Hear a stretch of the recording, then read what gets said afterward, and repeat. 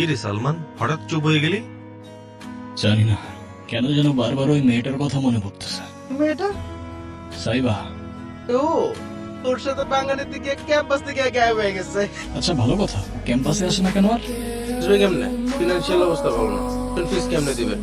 ভালো হইছে, উচিত শিক্ষা হইছে। কাজটা ঠিক হয় নাই, ওর সাথে অনেক বেশি বেশি করে ফেলছি। আমার ওরে সরি বলা উচিত। তুই কবি সরি কেমনে বলবি? ওরে পাবি কেউ তো ক্যাম্পাসে আসে না। ওর বাসা কোথায়? আমি চিনি। চল চল চল রাখ।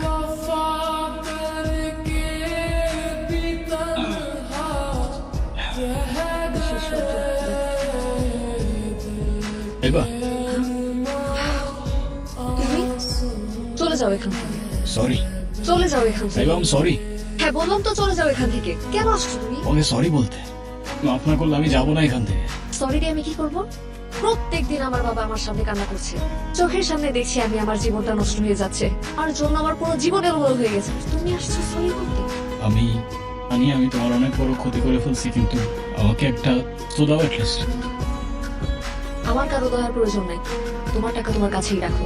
আচ্ছা ঠিক আছে, তাহলে তোমার যে ক্ষতিটা করেছি সেটা শুধরে দিলে তো মাফ করবে আমাকে। ওর স্কলারশিপ রিনিউ হয়ে যাবে, আই প্রমিস।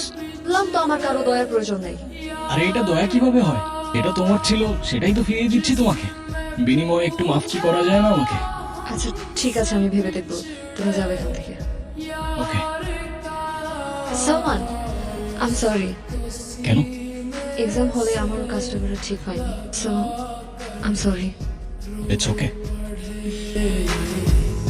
उसको सीने से लगा कर रो पड़े, हम वफा करके भी तन्हा रह गए, दिल के अरमासूं में बह गए।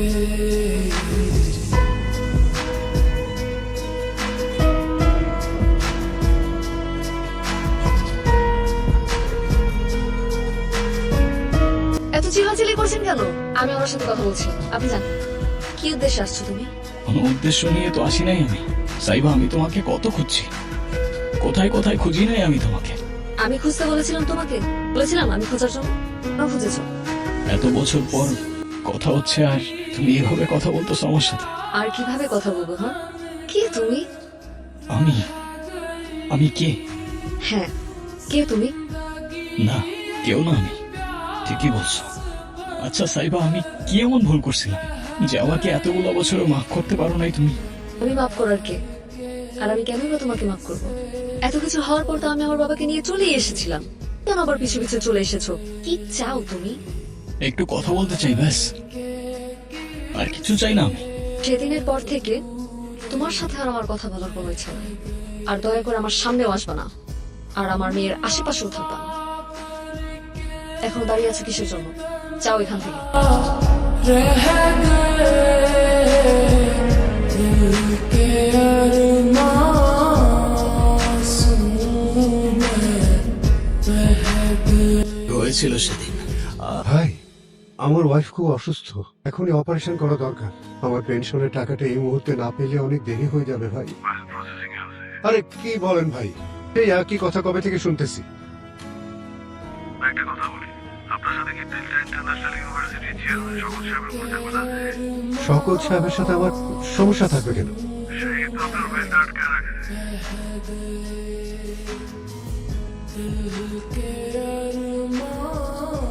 হ্যাঁ সাইবা, হ্যালো।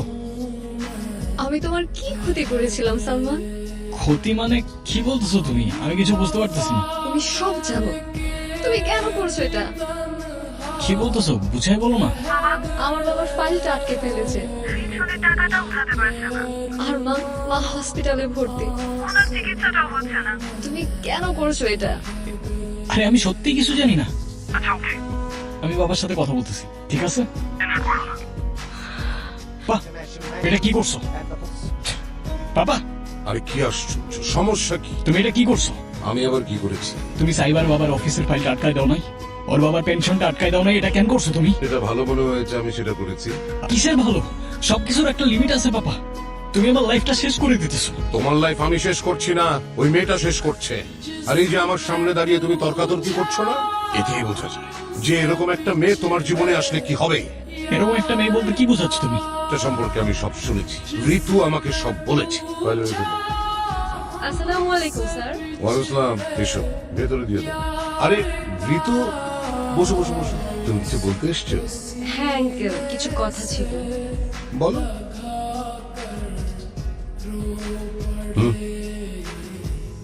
বলো তো কি বলবে? আসলে আঙ্কেল ব্যাপারটা সালমানকে নিয়ে।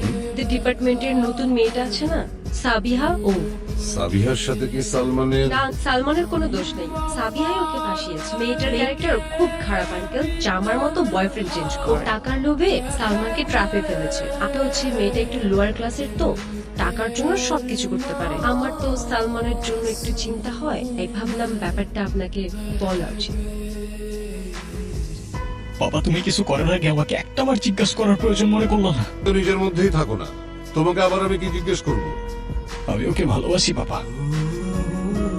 আর কারোর ক্যারেক্টার নিয়ে বললেও মানতাম, সাইবার ক্যারেক্টার নিয়ে, ওর ক্যারেক্টার নিয়ে এতটুকু প্রশ্ন করার কোনো অপশন নেই বাবা। এরকম মেয়ের সাথে সম্পর্ক হতে পারে? She is just a bloody gold dig. এই মেয়ে তো তোমার সাথে যায় না সালমান। আমি নতুন একটা জীবন দেখতে শুরু করেছি বাবা। আমার লাইফটা প্লিজ এভাবে নষ্ট করে দিও না তুমি। আমি তোমার লাইফটা নষ্ট করছি, দয়া করে তুমি নিজে তোমার লাইফটা নষ্ট করো না। হয়েছে, ওর বাবার অফিসে কল দাও, ফাইলটা রিলিজ করতে বলো। তুমি 1000 বার বললেও তো আমি সেটা করবো না। ওকে। না,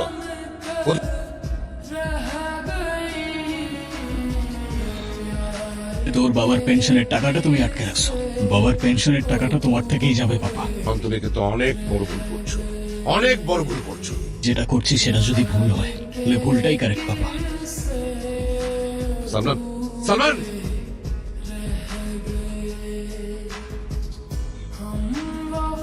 আঙ্কেল, আঙ্কেল এই নিন টাকা। আঙ্কেল আর দেরি করবেন না, আন্টি কিচ্ছু হবে না। এই টাকার আমাদের এখন আর দরকার নেই। মানে টাকা লাগবে তো আঙ্কেল? সাইবার, তোমার বাবাকে বলো না। সাইবার, কিছু বলতেছো না কেন?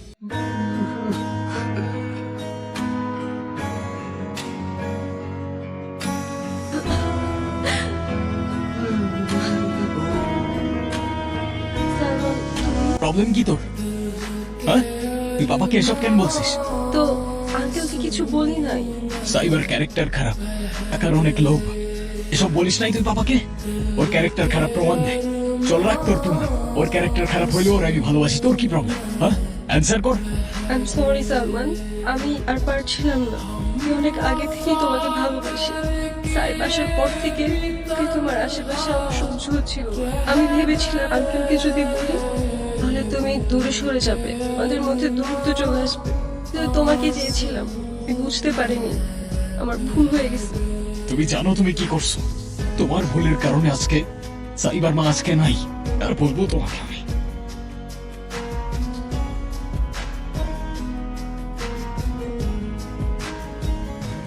হ্যালো সাইবা, আমি জানতাম তুমি কল করবা। বলতে চাও তুমি?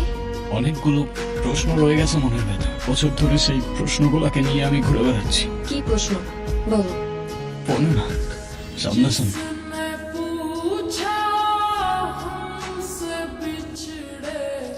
তুমি কি এখনো আমায় ভালোবাসো? আমার উত্তরে কি যাবে আসবে? আচ্ছা, আমাদের তো হয়তো কখনো আর দেখা হবে না। তুমি কি আমাকে বলতে পারবা আমার কি এমন দোষ ছিল যে তুমি আমাকে সারা জীবনের জন্য ছেড়ে চলে গেলা? তুমি কি আমাকে বোকা ভাবো? মানে আমি সব জানি সালমান। ঋতু, কেন করছো এটা? আরে আমি সত্যি কিছু জানি না। আমি বাবার সাথে কথা বলতেছি, তুমি টেনশন করো না। মিথ্যা কথা, কোনোদিন তোকে ভালোই বাসিনি। বলতেছিস তুই? সালমানকে আমি ভালো করেছি, আমার বাবার বন্ধু ছিল। আমি নিজের কানে শুনেছি ওর বাবাকে বলেছে তোর আবার পেনশনের টাকা যেন আটকে দেয়, ক্যারেক্টারের সমস্যা আছে। ও ভার্সিটিতে অনেক মেয়ে লাইফ নষ্ট করছে, কি আমারও। তুই প্লিজ সালমানকে এসব ব্যাপারে কিছু বলিস না, তাহলে ও আবার আমার ক্ষতি করছে। সত্যি অনেক মেয়ের সাথে এরকম প্রবলেম হয়েছে, সবাইকেও তিলে তিলে শেষ করে দিচ্ছে। তোর সাথেও দেখিস এমনটাই করবে। সেদিন ঋতু না থাকলে হয়তো আমি তোমার বিষয়ে কিছু জানতে পারতাম না। তাহলে ঋতু তোমাকে এসব বলেছে আর তুমি সব বিশ্বাস করে নিয়েছো? হ্যাঁ, আর বলবে নাই বা কেন? ও সব সময় আমার ভালো চায়। ও আমার বেস্ট ফ্রেন্ড ছিল, এখনো আছে। তাহলে তো তুমি আমার সব সত্যিটা জেনেই গিয়েছিলে। ভালোই করেছো আমাকে ছেড়ে গিয়ে, সাথে তো এমনটাই হওয়ার ছিল। হ্যাঁ, আর আশা করি আজকের পর থেকে তুমি আর আমাকে ডিস্টার্ব করবে না। তুমি ভালোবাসো তোমার হাজবেন্ডকে? কেন বাসবো না? ভালো আছো তার সাথে? অনেক ভালো আছি। ব্যাস এটুকুই জানাচ্ছি। দোয়া করি এভাবেই অনেক অনেক ভালো থেকো। আর কথা দিচ্ছি আজকের পর থেকে ওকে আর কখনো ডিস্টার্ব করবো না। আসি। আমি সরি। তুই কেন সরি বলছিস? আমি জানি আমি কিছু বললে অতীত পরিবর্তন হয়ে যাবে না। তোমার উপর কোনো প্রতিশোধ তো নেব না আমি, কিন্তু তোমায় আমি কখনো মাফ করবো না। रह गए